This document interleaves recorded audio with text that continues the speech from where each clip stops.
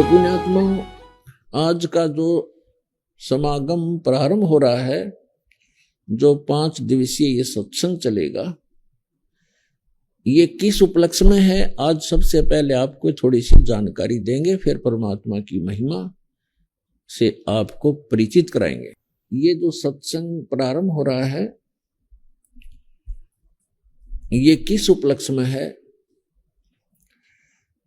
आत्मा परमात्मा की खोज में वर्षों युगों से लगी हुई है, हजारों करोड़ों युगों से लगी है। और हम अपने सदग्रंथों में ये भी पढ़ते आए हैं कि जो सत साधना करते हैं, मर्यादा में रहकर सत भक्ति करते हैं, वे ऐसे स्थान पर चले जाते हैं जहां से लौटकर फिर प्राणी कभी संसार में नहीं आता। प्रमाण के लिए श्रीमद् भगवत गीता अध्याय नंबर 15 के श्लोक नंबर 1 से लेके 4 में प्रमाण किया है कि तत्वदर्शी संत की प्राप्ति के उपरांत,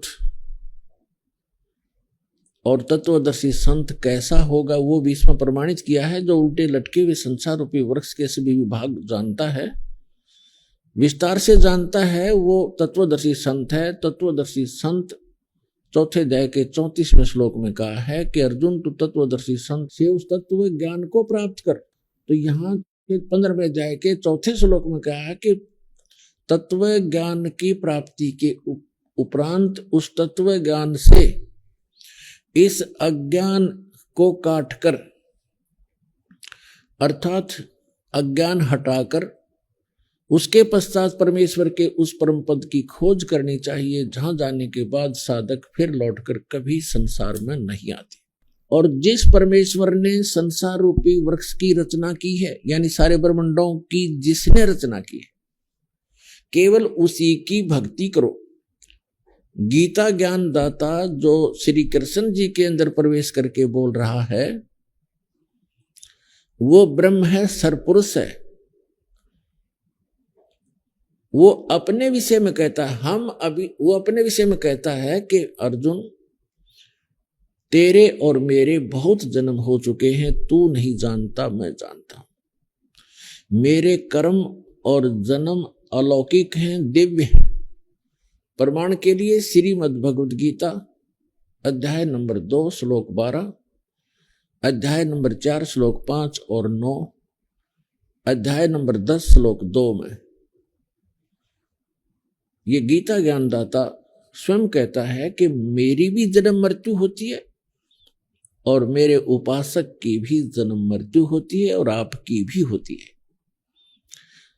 अभी तक जो हमारे धर्म गुरु श्री कृष्ण जी की पूजा का हमें विधान बताते थे, तो यदि हम ये मानकर चलें कि श्रीमद् भगवद गीता का ज्ञान श्री कृष्ण जी बोल रहे हैं, वैसे तो सच्चाई आपको बताई दी दास ने। श्री कृष्ण जी के अंदर ये सरपुरुष यानी काल ज्योत स्वरूपी निरंजन, जिसे योगी लोग ब्रह्म कहते हैं, ऋषि लोग जिसे ब्रह्म कहा करते हैं, वो बोल रहा है।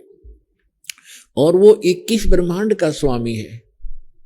और श्री कृष्ण जी विष्णु जी के अवतार हैं। श्री विष्णु समझो से श्री कृष्ण समझो। ये केवल एक ब्रह्मांड में 3 लोकों पर, पृथ्वी लोक, स्वर्गलोक और पाताल लोक, इन 3 लोकों पर केवल एक विभाग के प्रभु हैं, स्वामी हैं। विष्णु जी सतोगुण विभाग के, यानी श्री कृष्ण कहो, विष्णु कहो, और ब्रह्मा जी रजोगुण विभाग के मंत्री समझो, साहब समझो, मालिक समझो, खुदा समझो। और श्री शंकर जी जो है ये तमोगुण विभाग के स्वामी समझो, प्रभु समझो। ये केवल इतने ही मालिक हैं। तो गीता ज्ञान दाता जो भी आप समझते थे उसी को सोचकर चलिए, वही मानकर चलिए। वो कह रहा है कि मेरे तो जन्म मृत्यु होते हैं, और वो कोई और परमात्मा है जिसकी शरण में जाने से 18वें अध्याय के 62वें श्लोक में कहा है, अर्जुन तू सर्वभाव से उस परमेश्वर की शरण में जा, उसकी कृपा से तू परम शांति को और सनातन परम धाम को प्राप्त होगा। तो यहां हमने अब समझना है कि वो परमात्मा कौन है। जिसके विषय में गीता ज्ञानदाता भी प्रमाणित कराया कि उसी की शरण में जाओ, उससे आपको वो स्थान मिलेगा जहां जाने के बाद फिर लौटकर कभी संसार में नहीं आओगे। वो शाश्वत स्थान है। गीता के यथार्थ विश्लेषण की जानकारी के लिए पढ़ें पुस्तक गीता तेरा ज्ञानामृत।